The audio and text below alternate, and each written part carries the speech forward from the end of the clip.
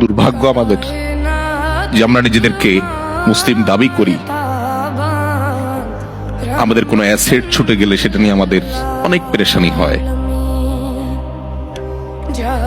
দেশে হয়তো আমার কোনো অ্যাসেট আছে, সেটা কেউ দখল করে ফেলছে, এটা নিয়ে আমাদের অনেক পেরেশানি হয়, হওয়াটা স্বাভাবিক। কিন্তু আমার ঈমান দুর্বল হয়ে যাচ্ছে কিনা,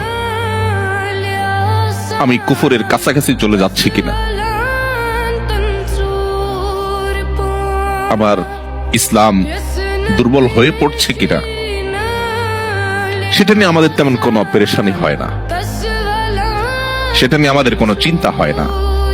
মুহাম্মদ সাল্লাল্লাহু আলাইহি সাল্লাম যখন উপস্থিত ছিলেন, মদিনার ইসলামী রাষ্ট্র, সমাজ, সোসাইটি যখন ছিল, সেরকম একটা দারুণ সোনালী সময় যখন ছিল, তার ভেতরে অবস্থান করে যদি হানজালা নিজের ঈমান নিয়ে চিন্তিত হতে পারে, তাহলে আপনি আমি কিভাবে মাল্টিকালচারাল সোসাইটিতে বসবাস করে আমাদের ঈমান নিয়ে নিশ্চিন্ত হয়ে বসে থাকতে পারি? ভাইরা, ঈমানকে সেভ করার জন্য, ঈমান নিয়ে আপনার ব্যাকুলতা, আপনার বিচলিত হওয়া, ঈমান নিয়ে আপনার পেরেশানি, ঈমান নিয়ে আপনার ভাবনা, এটাই আপনাকে সেভ করার জন্য সবচেয়ে বড় সহযোগিতা করবে ইনশাআল্লাহ।